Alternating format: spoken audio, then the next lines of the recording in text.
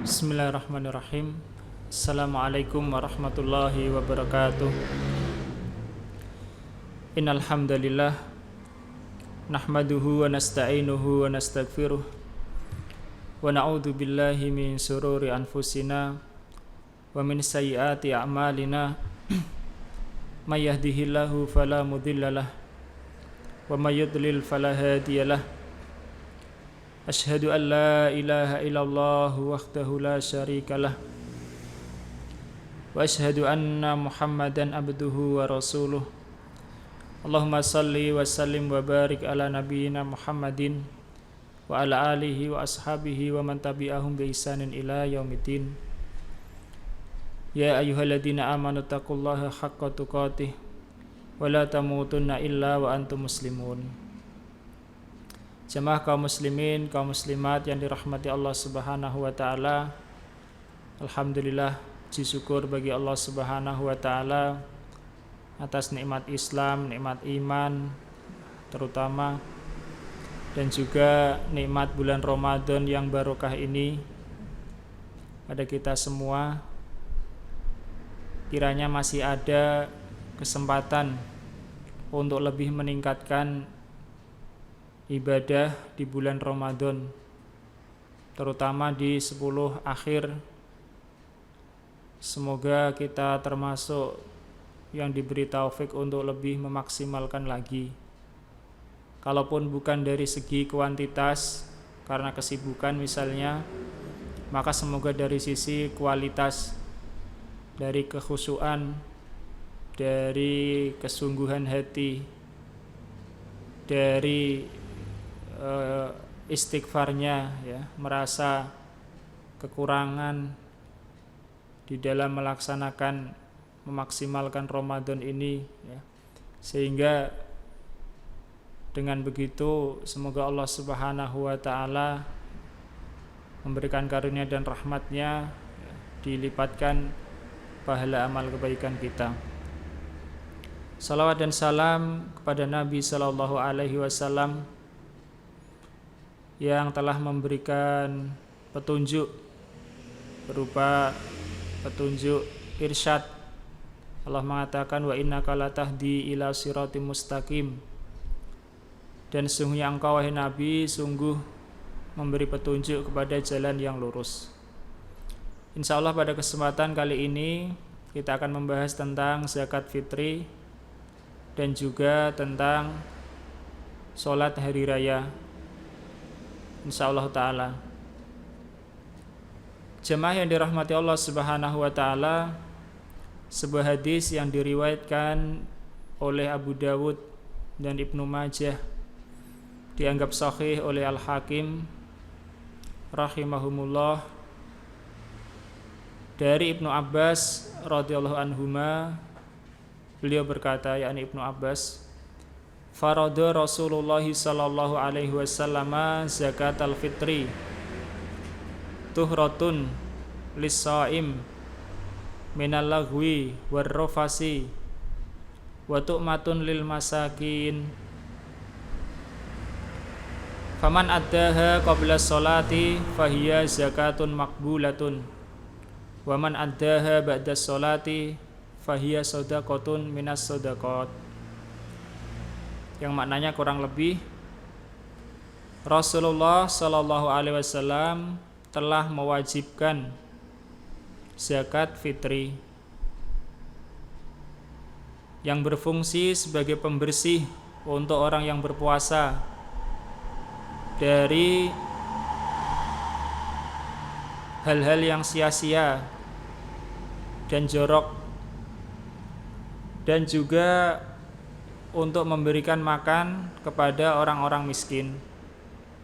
Maka barang siapa, yakni perkataan Ibnu Abbas, maka barang siapa yang menunaikannya sebelum sholat, maka itu adalah zakat yang diterima. Dan barang siapa yang menunaikannya setelah sholat, maka itu adalah sedekah biasa dari sedekah-sedekah yang lain. Dalam hadis ini secara jelas menunjukkan bahwa zakat fitri hukumnya wajib. hukumnya wajib. Kemudian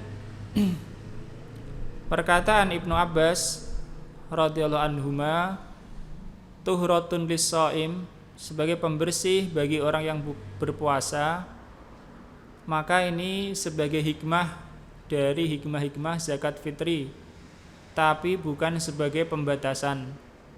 Jadi ini perlu dipahami, perkataan Ibnu Abbas sebagai pembersih bagi orang yang berpuasa dari hal yang sia-sia, ya, maka ini bukan sebagai pembatasan, ini hikmah. Kenapa bukan sebagai pembatasan? Karena ternyata zakat fitri bukan hanya wajib bagi orang yang berpuasa, yang tidak berpuasa pun wajib, ya, dengan syarat yang akan kita sebutkan nanti. Lalu apa dalil yang mengatakan bahwa yang tidak berpuasa pun wajib? Yang tidak berpuasa misalnya seperti anak yang baru lahir, masih bayi, ini juga wajib. Dalilnya adalah perkataan Ibnu Umar radhiyallahu anhuma dalam hadis yang diriwayatkan oleh Imam Bukhari dan Muslim, bahwa beliau radhiyallahu anhuma, Ibnu Umar mengatakan, zakatul fitri farada Rasulullah sallallahu alaihi wasallam zakatul fitri sa'an min tamrin aw sa'an min syair.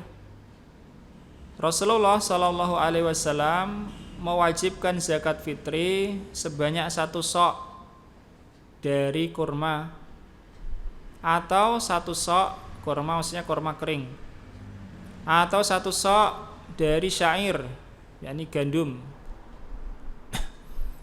Beliau mengatakan, yakni Ibnu Umar, alal abdi wal khurri wal zakari wal unsa was saghiri wal kabiri minal muslimin. Yang wajib itu dikeluarkan zakat fitrinya adalah hamba atau orang merdeka, atau laki-laki atau perempuan, atau juga anak kecil, dan juga orang yang sudah besar dari kaum muslimin, semuanya wajib. Wa amara biha an tu'adda qabla khurujin nasi ila shalah. Dan Rasulullah memerintahkan zakat fitri itu ditunaikan sebelum manusia keluar menuju sholat, yakni menuju sholat hari raya Idul Fitri. 6. Kembali kepada perkataan Ibnu Abbas tadi yang sahih, tapi ini mauquf dari perkataan Ibnu Abbas. Tadi beliau mengatakan wa tu'matun lil masakin, dan untuk memberi makan orang miskin. Dan ini hukumnya marfu, hukum marfu, meskipun mauquf perkataan Ibnu Abbas, tapi hukumnya marfu. Karena di awal tadi disebutkan Rasulullah mewajibkan. Dan di sana ada hadis yang marfu juga, tapi sanadnya lemah. Rasulullah mengatakan, atau disebutkan dalam hadis tersebut, diriwayatkan, ya, dalam hadis itu, aknuhum anit tawafi fi hadal yaum. Cukupkanlah orang miskin pada hari ini agar mereka tidak berkeliling. Maksudnya agar mereka tidak berkeliling adalah agar mereka tidak meminta-minta dari satu rumah ke rumah yang lain, atau dari satu orang ke orang yang lain. Atau bisa juga bermakna mereka tercukupkan, tidak perlu payah-payah untuk bekerja pada hari raya. Tapi sekali lagi ini hadisnya dhaif, lemah. Namun maknanya sahih, sebagaimana tadi hadis yang mauquf dari Ibnu Umar dan juga dari Ibnu Abbas radhiyallahu anhum, bahwa itu diberikan kepada orang miskin, untuk memberi makan orang miskin. Allah ta'ala. 6. Zakat fitri. Sekarang kita masuk pada pembahasan fikih. Kalau tadi udah jelas hukumnya, yakni wajib. Zakat fitri atau disebut juga dengan zakat fitrah diistilahkan. Disebut zakat fitri dikarenakan itu selesai puasa ya, atau orang sudah berbuka dari puasa, atau disebut zakat fitrah karena itu untuk masing-masing jiwa, untuk setiap jiwa yang berpuasa atau tidak yang berpuasa dari kaum muslimin. Nah, ulama mendefinisikan pengertiannya zakat fitri itu adalah kadar tertentu dari harta yang wajib dikeluarkan ketika tenggelamnya matahari terakhir di bulan Ramadan dengan syarat tertentu ya, dengan syarat tertentu. Wajib mengeluarkan adalah mukallaf ya, dan juga orang yang ada dalam tanggungannya. Ini zakat fitri kadar dari harta tertentu, suatu ukuran, suatu kadar dari harta yang tertentu juga. Jadi kadar yang ditentukan, hartanya juga ditentukan. Kadarnya adalah 1 sok, sebagaimana tadi disebutkan dalam hadis. Adapun hartanya adalah makanan pokok ya. Jadi 1 sok dari makanan pokok. Itu kadarnya, banyaknya adalah 1 sok. Sedangkan harta yang digunakan untuk zakat fitri itu adalah makanan pokok, bukan pakaian ya, bukan pula yang lain ya, bukan hewan, bukan pakaian, tapi adalah makanan pokok. Hukumnya wajib sebagaimana dalilnya tadi. Kemudian di sana ada syarat-syarat wajibnya. Syarat wajibnya ada 3. Yang pertama adalah Islam. Islam.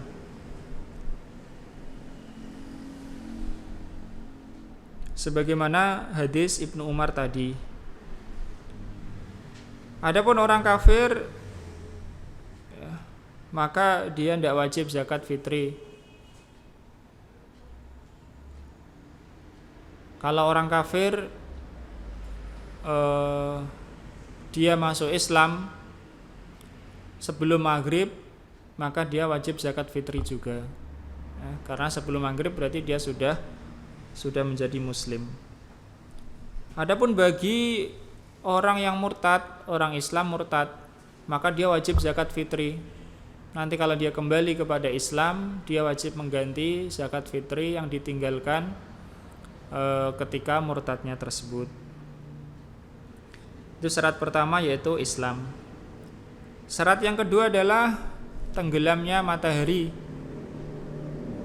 di akhir Ramadan. Nah, tenggelamnya matahari di akhir Ramadan. Jadi tenggelam matahari ini sebagai pembatas.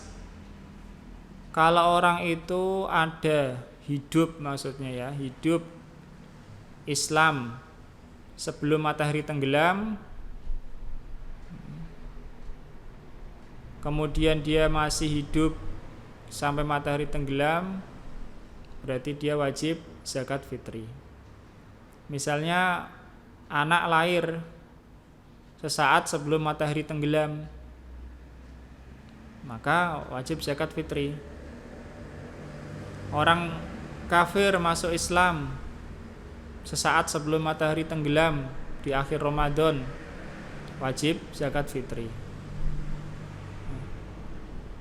Dengan syarat dia masih hidup ketika matahari tenggelam. Jadi misalnya kalau ada orang meninggal, kalau meninggalnya itu setelah matahari tenggelam, dia wajib zakat fitri. Misalnya saja ini ya, matahari tenggelam pukul 17.30. Kemudian orang tersebut meninggal pukul 17.32 gitu ya. Maka dia wajib zakat fitri, dikeluarkan zakat fitri dari harta peninggalannya. Tapi kalau meninggalnya sebelum matahari tenggelam, tidak wajib. Atau anak lahir setelah matahari tenggelam, tidak wajib. Atau orang masuk Islam setelah matahari tenggelam, tidak wajib. Ini menurut kebanyakan ulama.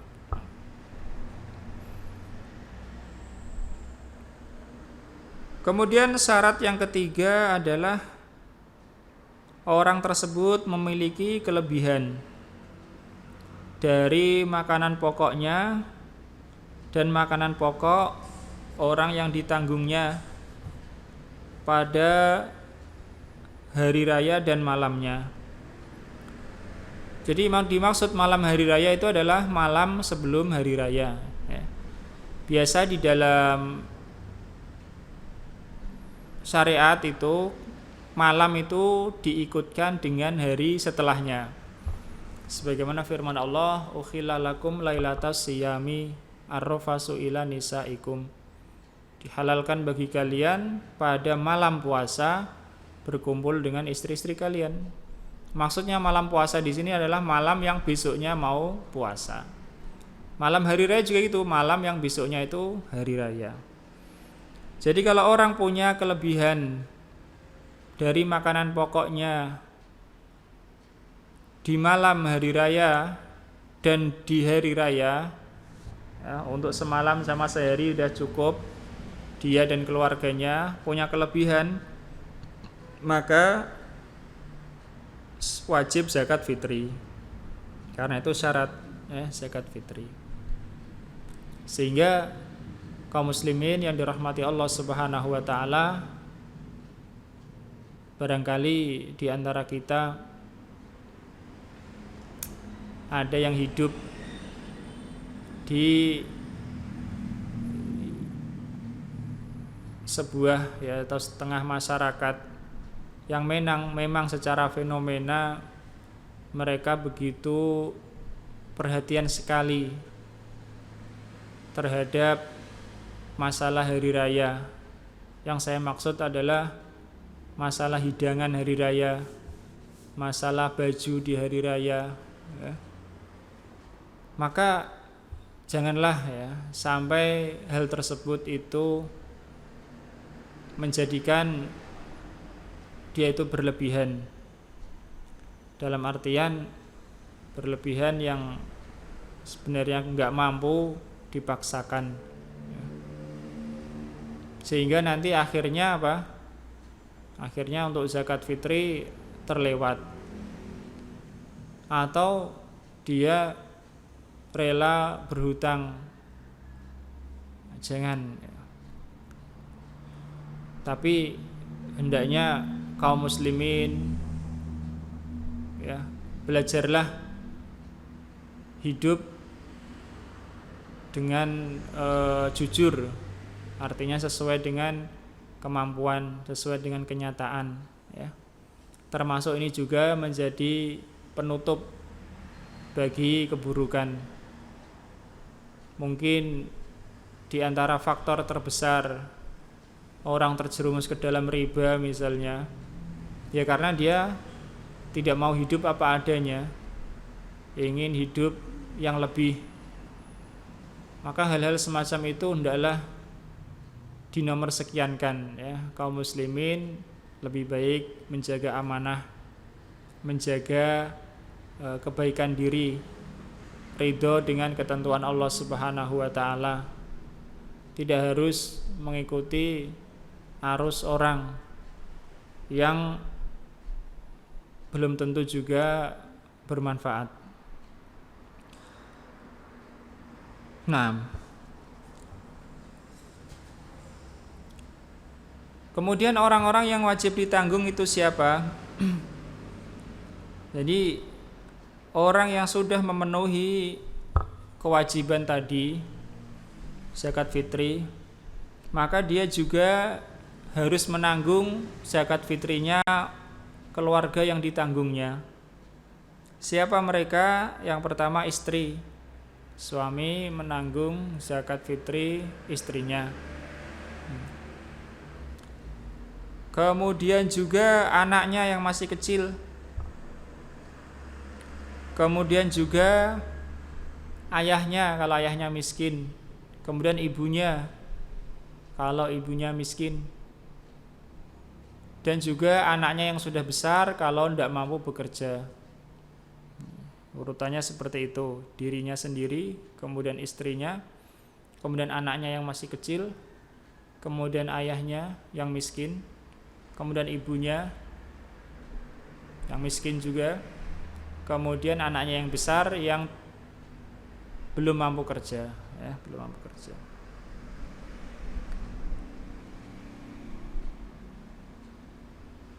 Itu yang ditanggung oleh seseorang, ya, tanggung oleh seseorang dalam zakat fitri. Kalau tidak mampu semua, ya semampunya. Tanggungannya 5, mampunya 2, ya 2. Urutannya dari yang kita sebutkan tadi, dirinya, istrinya, anaknya yang kecil, ayahnya, ibunya, anaknya yang sudah besar yang belum mampu bekerja.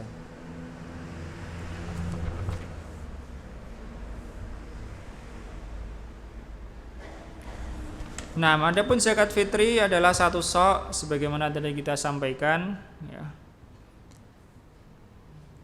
Dari Abu Sa'id Al-Khudri, riwayat Bukhari, kunna nukhriju fi ahdi Rasulillah sallallahu alaihi wasallam yaumal fitri so'an min ta'amin.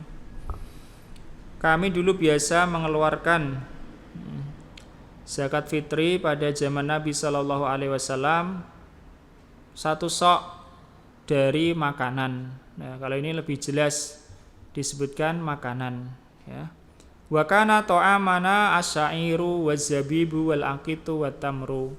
Dan dulu makanan kami itu adalah syair, zabib, akid dan tamar, ya. Syair itu gandum, zabib itu anggur udah kering, tamar adalah kurma kering. Nah, sebenarnya sok ini adalah ukuran takaran. Satu sok itu ukuran takaran. Kurang lebihnya itu 4 liter. Ya, 4 liter. Tapi terkadang ada orang yang atau masyarakat termasuk di kita, masyarakat itu tidak pakai literan kalau makanan pokok, pakai timbangan kiloan. Maka di sana ada ketetapan 2,5 kilo, ya, 2,5 kilo. 2,5 kilo. Kemudian makanan pokok itu yang bagaimana? Yaitu makanan pokok min ghalibi kutil balad alladhi yuqimu fihil mukallafu, yaitu dari kebanyakan makanan pokok suatu wilayah yang mana orang yang berzakat itu hidup di sana, ya. Jadi yang menjadi ukuran itu adalah kebanyakan makanan pokok manusia, ya, kebanyakan makanan pokok manusia, bukan makanan orang yang berzakat. Misalnya kebanyakan orang daerahnya makannya nasi beras, bukan di kita. Dan ternyata orang yang berzakat ini kok dia menghindari nasi beras, dia makannya jagung atau ketela. Apakah zakatnya jagung atau ketela? Tidak, zakatnya tetap beras. Karena kebanyakan makanan pokok manusia di situ adalah beras, ya, beras. Kemudian beras yang bagaimana? Kalau itu pakai beras, itu makanan yang tidak ada cacat, salimun minal aib, tidak ada cacat. Apa harus yang terbaik? Ya enggak. Tapi yang dimaksud tadi sebagaimana kembali kepada perkataan tadi yaitu ghalib, kebanyakan. Kalau menurut kebiasaan beras itu memang sudah pantas, ya, maka boleh untuk zakat, ya, zakat. Nah, kemudian waktunya. Waktunya yang wajib itu adalah ketika matahari sudah tenggelam. Nah, itu waktu wajib zakat fitri, ya. Zakat fitri. Termasuk juga yang diberi. Yang diberi adalah orang miskin, yang miskin pada waktu itu, yakni pada waktu malam hari raya orangnya miskin. Kalau sebelumnya miskin tapi pas hari raya kok orangnya kaya, ya, mendadak misalnya, maka dia tidak boleh diberi. Kebalikannya, sebelumnya kaya tapi pas hari raya, malam hari raya itu miskin, suatu hal kena musibah atau yang lainnya, ya, nasallallahu alafiyah, jatuh miskin pada malam hari raya, maka dia boleh diberi meskipun sebelumnya kaya. Itu waktu wajibnya, yakni pada malam hari raya.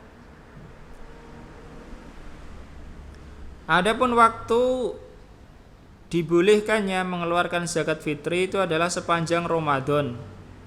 Sepanjang Ramadan dibolehkan, ini menurut mazhab Syafi'i rahimahullah. Sepanjang Ramadan sudah dibolehkan untuk zakat fitri, ya, diberikan kepada orang miskin yang nanti pada malam hari raya dia juga masih miskin. Kalau orangnya nanti menjadi kaya, maka zakatnya tidak sah, harus zakat lagi. Dan boleh diminta, sudah diberi tadi jadi kaya orangnya, boleh diminta dengan syarat dulu pas mengasih bilang kalau itu zakat, ya. Kalau tidak bilang itu zakat, ya tidak boleh minta, atau orangnya tidak wajib mengembalikan, kecuali kalau orangnya mau mengembalikan. Kemudian dalam memberikan zakat tidak ada lafaz tertentu, ya, tidak ada ucapan tertentu. Misalnya si fulan mengeluarkan zakat fitri diberikan kepada salah seorang fakir tetangganya, beras 2,5 kilo, ya, diberikan, maka fulan ini yang memberi zakat tidak harus ngomong kalau itu zakat fitri, tapi harus meniat di dalam hati, ya, harus berniat dalam hati. Bilang saja ini zakat atau ini sedekah, ini tak kasih beras, ya. Asalkan niatnya di dalam hati adalah zakat fitri. Tapi kalau diomongkan lebih baik supaya orangnya tahu. Nah. Kemudian waktu yang lebih istimewa sunnah lagi adalah pada waktu pagi sebelum sholat. Pada waktu pagi sebelum sholat, ya. Sebagaimana tadi hadis Ibnu Umar, wa amara biha an tu'adda qabla khurujin nasi ila shalah. Rasulullah memerintahkan zakat fitri itu ditunaikan sebelum orang-orang keluar menuju sholat. Adapun membayarnya setelah sholat, maka ini makruh, ya, makruh. Kalau di hari setelahnya tanggal 2 Syawal, ya, maka ini dosa, ya, dosa, tapi tetap harus bayar. Nah begitu. Jadi waktu boleh sejak Ramadan, awal Ramadan juga boleh. Waktu wajib adalah malam hari raya. Waktu yang lebih disunahkan sebelum berangkat sholat hari raya pada waktu pagi. Makruh kalau setelah hari raya. Setelahnya lagi dia dosa. Adapun orang yang mengurusi harta anak yatim, tadi kan disebutkan bahwa zakat fitri juga wajib bagi anak kecil. Misalnya anak kecilnya yatim, ada orang yang mengurusi hartanya, maka orang yang mengurusi hartanya ini tidak boleh mengeluarkan zakat fitri dari harta anak yatim sebelum malam hari raya, ya, sebelum malam hari raya. Jadi dibedakan, kalau orang zakat dengan hartanya sendiri boleh dari awal Ramadan boleh. Tapi kalau dia ngurusi harta orang, mengeluarkan zakat untuk orang tersebut tidak boleh sebelum tiba wajibnya, ya, itu wajibnya. Nah, itu tentang zakat fitri. Sekarang tentang sholat hari raya, ya, sholat hari raya. Hari raya dalam Islam ada dua, yang maksudnya adalah hari raya tahunan, ya, ada dua, Idul Adha dan Idul Fitri, atau Idul Fitri dan Idul Adha. Nah, ini hari raya umat Islam. Sebelum kita masuk pada pembahasan sholat hari raya, bahwa umat Islam ini Allah Subhanahu wa taala telah memberikan hari raya yang diperingati, yang dirayakan setiap tahun, bahkan dua. Maka tidak boleh umat Islam itu mengikuti hari raya agama lain. Hari raya agama lain tidak boleh, merayakan tidak boleh, memberikan selamat juga tidak boleh pada hari raya agama lain. Karena yang namanya agama itu yang keyakinan.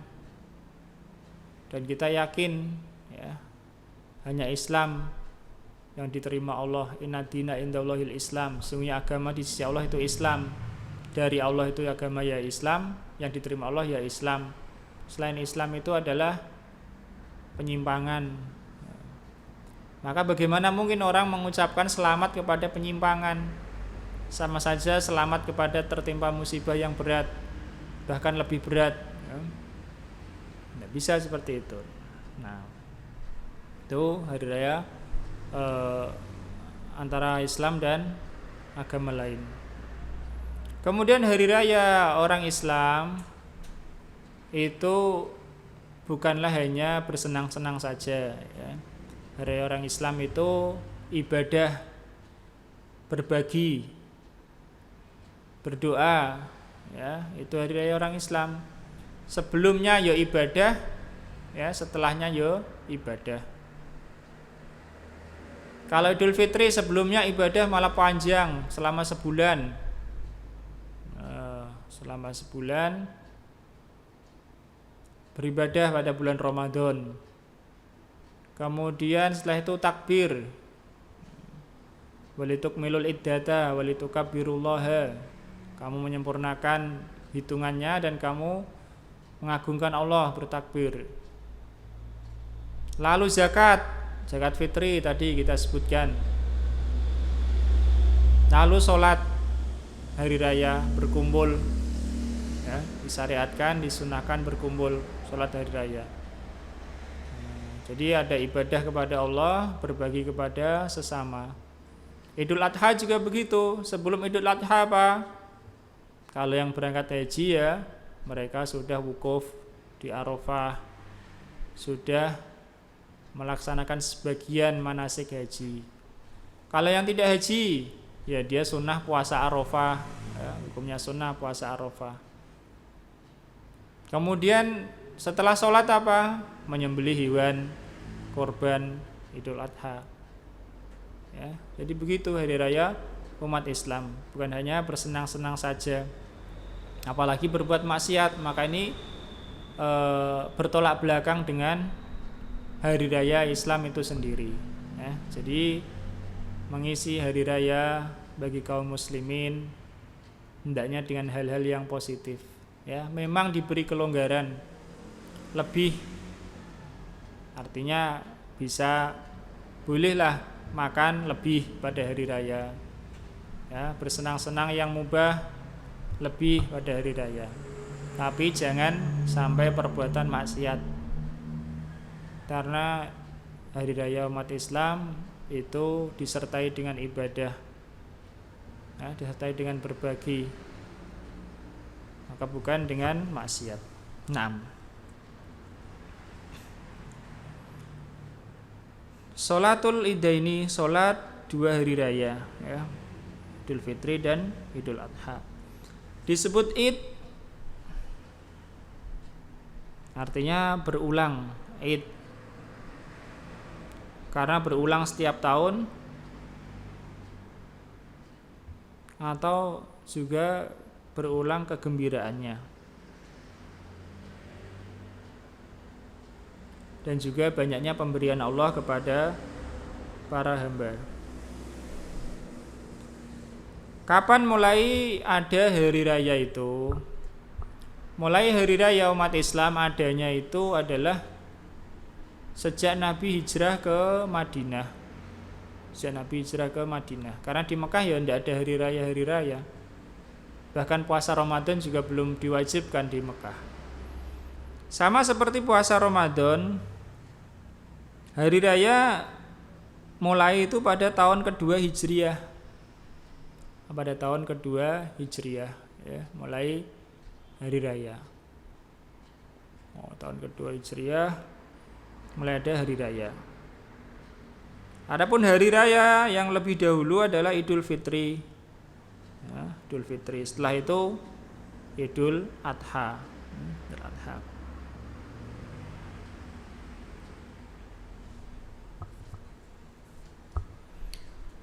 Sebuah hadis dari Abu Sa'id Al-Khudri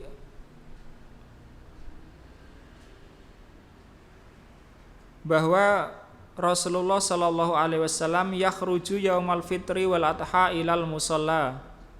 Rasulullah keluar menuju ke musola, yakni tanah lapang untuk sholat hari raya pada Idul Adha dan Idul Fitri. Idul Fitri dan Idul Adha. Fa awwalu sa'in yabda'u bihi as-shalah. Pertama kali beliau langsung sholat. Sumayan sarif fayakunu muqabilan nas. Kemudian Rasulullah berbalik sehingga beliau menghadap kepada orang-orang. Wa nasu julusun ala sufufihim. Orang-orang peserta sholat hari raya tadi masih duduk di tempat mereka. Faya'iduhum wa ya'muruhum. Maka Rasulullah memberikan nasihat kepada mereka, berkhutbah, memberikan perintah kepada mereka. Nah, itu tentang sholat hari raya dari hadis Abu Sa'id Al-Khudri. Nah, bagaimana hukumnya sholat hari raya? Sholat hari raya hukumnya sunnah muakkadah, sunnah yang ditekankan. Jadi sholat sunnah yang dilaksanakan oleh Nabi berjamaah itu ditekankan, seperti sholat hari raya, sholat khusuf, sholat istisqa, sholat tarawih. Itu ditekankan karena Nabi melaksanakan dengan berjamaah. Termasuk sholat sunnah yang ditekankan adalah kalau Nabi mengerjakannya terus, ya, seperti sholat sunnah rawatib muakkadah. Kemudian sholat hari raya ini disyariatkan berjamaah, sebagaimana hadis Abu Sa'id tadi. Bagaimana kalau sholat sendiri hari raya? Kalau sholat sendiri hukumnya sah, ya, sholatnya sah. Jadi boleh sholat hari raya sendiri. Misalnya pada zaman seperti sekarang, ya, tersebarnya virus. Kemudian ada suatu daerah yang tidak boleh ngumpul-ngumpul, betul-betul dilarang, ya, maka sholat sendiri-sendiri boleh. Tapi kalau masih belum dilarang, masih boleh berjamaah di masjid atau di lapangan, maka berjamaah lebih baik, ya, berjamaah lebih baik. Karena begitu Rasulullah SAW tidak pernah meninggalkan, beliau melaksanakan terus, ya, bisa di lapangan, bisa di masjid. Nah, karena sholat hari raya ini boleh sendiri, begitu juga kita katakan boleh berjamaah dengan keluarga di rumah, ya. Boleh berjamaah dengan keluarga di rumah. Sendirian ya boleh, berjamaah dengan keluarga di rumah ya boleh, lebih baik daripada sendirian.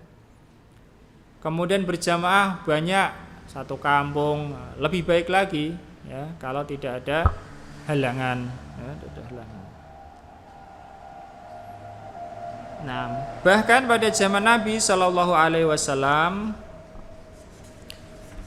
para wanita pun diperintahkan untuk keluar,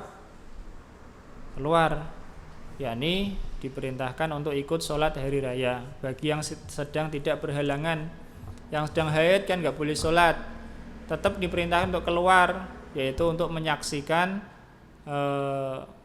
berkumpulnya orang-orang, agar bisa hadir ketika mereka berdoa, ya. Tapi tempatnya di belakang orang yang sholat, bukan di barisan orang yang sholat. Nah, itu sholat hari raya hukumnya sunnah muakkadah. Rasulullah melaksanakannya sejak tahun 2 Hijriah, setahun 2 kali, sampai beliau wafat. Tidak pernah diriwayatkan beliau meninggalkannya. Beliau melaksanakan sholat berjamaah. Hukumnya sunnah muakkadah. Kenapa tidak wajib? Artinya kenapa ulama tidak mengatakan wajib? Karena di sana ada dalil. Ketika Nabi ditanya tentang sholat wajib, beliau menjawab khamsu sholawatin fil yaumi wal lailah. Sholat wajib itu adalah sholat 5 kali sehari semalam. Kemudian orang tadi bertanya lagi, hal alayya ghairuha, wahai Rasulullah, apakah ada kewajiban bagiku selain itu tadi, selain sehari semalam 5 kali? Nabi mengatakan la illa an tatawwa'a. Tidak ada yang wajib lagi, kecuali kalau kamu itu mau melaksanakan sholat sunnah bertatawu, maka kamu silahkan menambah.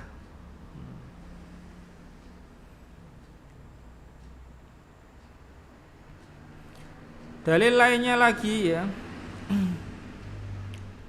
Riwayat Abu Dawud, Nabi bersabda, khamsu salawatin katabahunallahu alal ibad, faman ja'a bihinna lam yudayyi minhunna syai'an istighfafan bihaqqihinna kana lahu indallahi ahdun ayudkhilahul jannah. Salat 5 waktu ya, 5 salat yang Allah telah mewajibkannya kepada para hamba.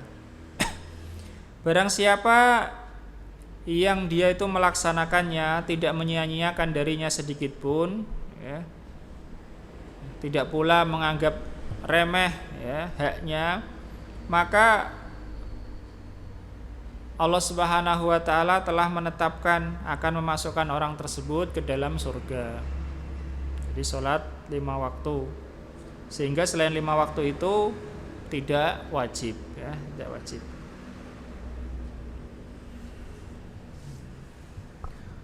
Kemudian dari Ummu Atiyah, beliau mengatakan kunna nu'maru an nakhruja yaumal id hatta nukhrijal bikra min jidriha hatta nukhrijal khuyadha. Kami dahulu, yakni Ummu Atiyah, kami maksudnya di sini adalah kami para perempuan. Dahulu kami diperintahkan untuk keluar pada hari raya.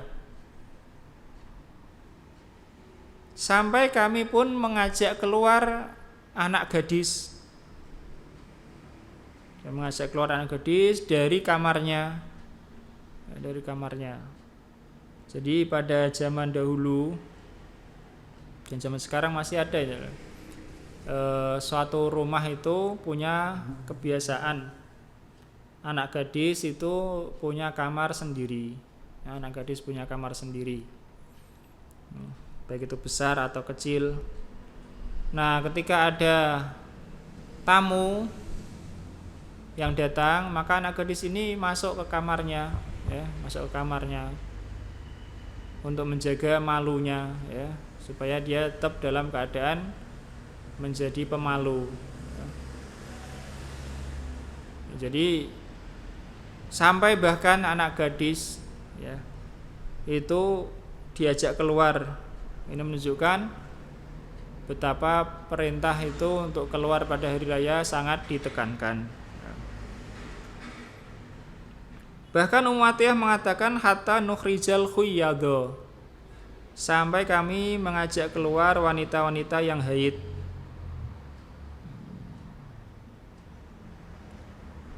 Nah,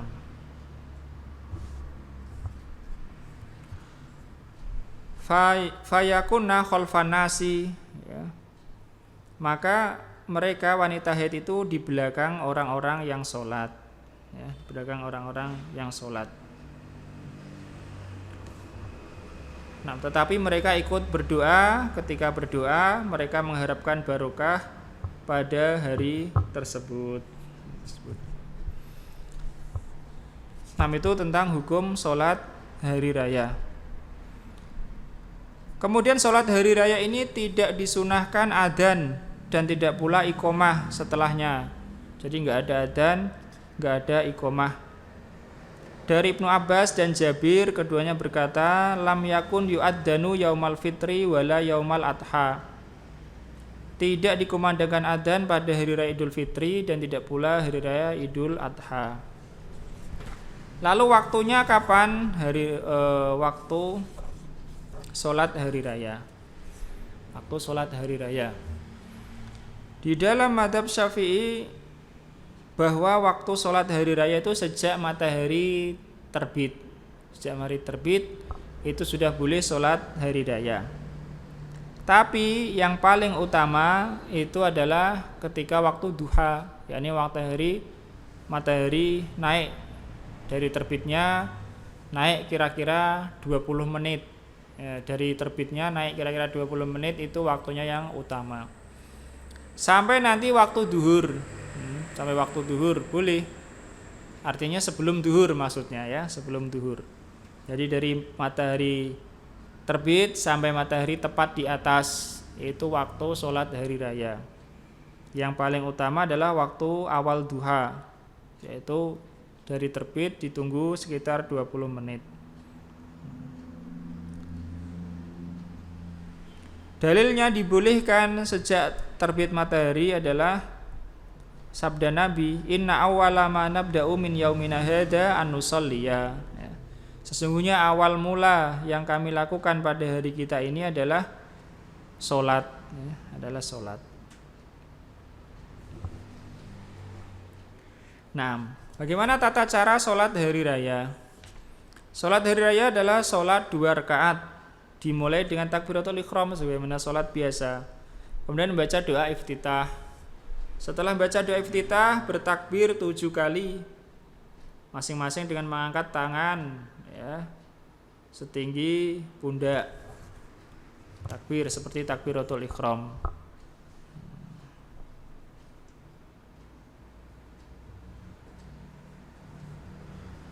Antara takbiratul ihram dengan takbir tambahan itu adalah membaca doa iftitah. Lah antara takbir tambahan dengan takbir tambahan berikutnya itu sebenarnya ada jedanya ya, ada jedanya. Ya, jadi kalau biasa sebagian kita imamnya itu enggak pakai jeda, ya itu juga boleh, sudah melaksanakan sunnah, tapi lebih sunnah lagi kalau dikasih jeda antara takbir tambahan pertama ya dengan yang berikutnya itu ada jedanya. Nah, kemudian setelah takbir ke-7 baca ta'awud, baca Al-Fatihah ya. Kalau berjamaah tentu imamnya duluan yang membaca. Kemudian baca surah. Sama seperti sholat lainnya. Kemudian ketika berdiri ke rakaat kedua ya, ada tambahan yaitu takbir 5 kali ya, selain takbir berdiri tadi. Jadi tambahnya sendiri 5 kali. Kemudian baca dan selanjutnya sampai salam ya, sampai salam. Dari Umar radhiyallahu anhu dia berkata, sholatul fitri rakaatani wa sholatul adha rakaatani. Sholat Idul Fitri itu 2 rakaat dan sholat Idul Adha juga 2 rakaat.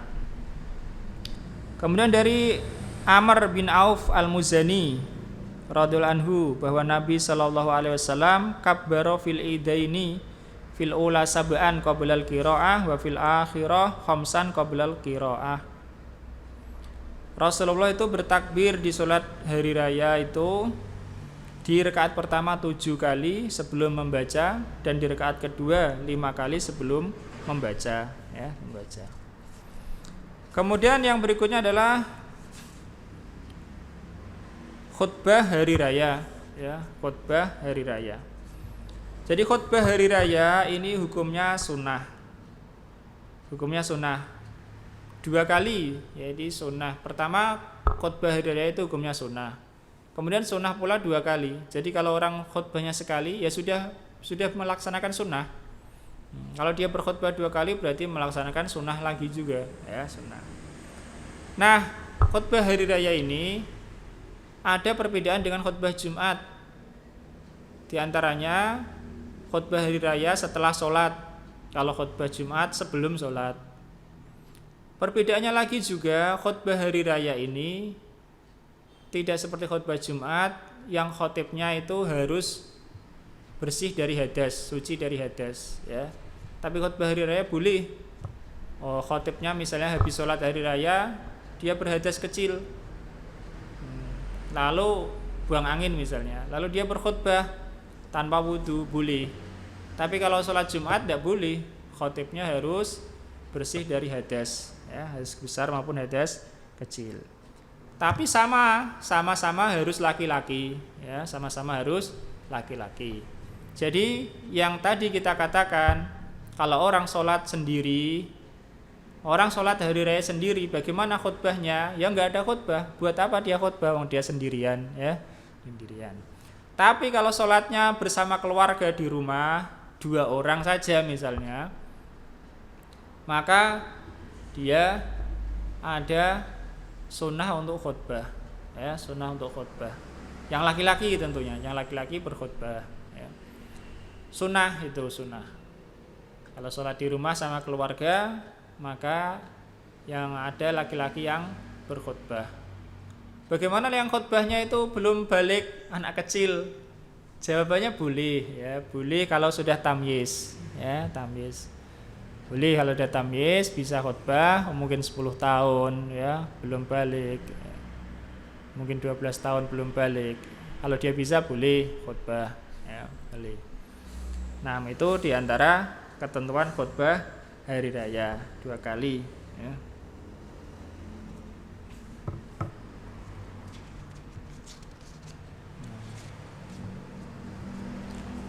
Nah, kalau ternyata sebelum hari raya, sholat hari raya kok sudah khutbah dulu, bagaimana? Maka khutbahnya tidak dianggap, ya. Tidak dianggap.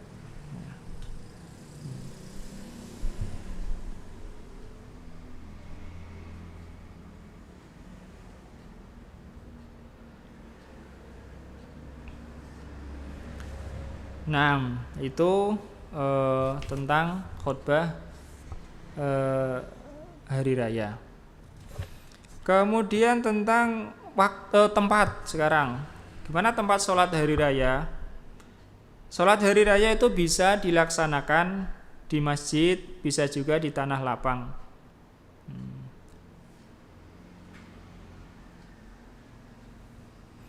Mana yang lebih utama? Ya. Yang lebih utama tentu yang lebih muat banyak. Yang pertama, yang lebih utama adalah lebih muat banyak. Kalau sama, maka di masjid lebih utama. Karena masjid tempatnya lebih utama daripada tanah lapang. Tapi kalau masjidnya tidak menampung, tanah lapang menampung, daripada di masjid nanti malah penuh sesak.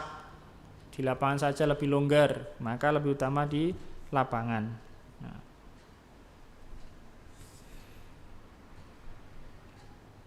Nah, itu pendapat Syafi'iyah. Mereka mengatakan rahimahumullah, ya, Nabi sholat di tanah lapang itu karena masjidnya nggak muat, ya, nggak muat. Kenapa nggak muat? Ya jelas nggak muat. Karena sholat hari raya tadi kan kita sebutkan, yang sholat itu bukan hanya laki-laki, ada para perempuan, ya, ada anak-anak, ya. Bahkan perempuan pun yang sedang berhalangan juga disuruh keluar untuk menyaksikan. Maka masjidnya tidak muat, sehingga beliau Nabi SAW sholat di lapangan. Ini menurut mazhab Syafi'i rahimahullah. Nah, jadi itu sekilas tentang hukum sholat hari raya. Jadi ini sekaligus menjawab kalau ada pertanyaan bagaimana sholat hari raya sendiri atau sholat hari raya di rumah, kaitannya dengan kondisi sekarang. Maka itu tadi, boleh sholat sendiri hari raya, boleh, sah. Khutbah ya enggak khutbah kalau sendiri, khutbah siapa, ya. Tapi kalau sama keluarga atau 2 orang saja boleh khutbah, ya. Bahkan disunahkan khutbah. Siapa yang khutbah? Apakah harus imam? Enggak harus, ya. Misalnya sholat berdua, laki-laki. Habis sholat, ya, yang makmum ini jadi khutbah, jadi khotibnya, ya enggak apa-apa, boleh, ya, untuk melaksanakan sunnah Nabi Sallallahu Alaihi Wasallam. Kalau di keluarga, di rumah sama keluarga, ya, ada yang jadi imam, ada yang khutbah, ya, atau imam sekaligus khotib kalau tidak ada yang lainnya ya. Barangkali itu yang bisa kita sampaikan kesempatan kali ini tentang zakat fitri dan juga tentang sholat hari raya. Dan terakhir ini kita ingatkan bagi kaum muslimin agar untuk berhari raya dengan yakin. Apa maksudnya? yakni tidak boleh orang itu berhari raya tanpa tanpa dasar yang kuat. Tidak boleh hanya ikut hisab, hitungan kalender, tidak boleh.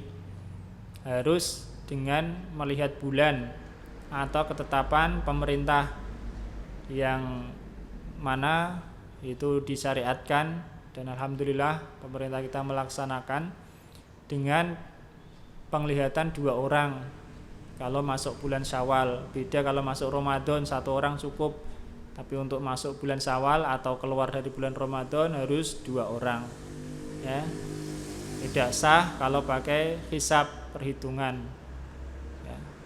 Allah ta'ala alam, semoga Allah subhanahu wa ta'ala menjadikan kita kaum muslimin ahlu sunnah yang diridhoinya, yang memberikan taufik kepada kita dan mengumpulkan kita bersama orang-orang yang soleh.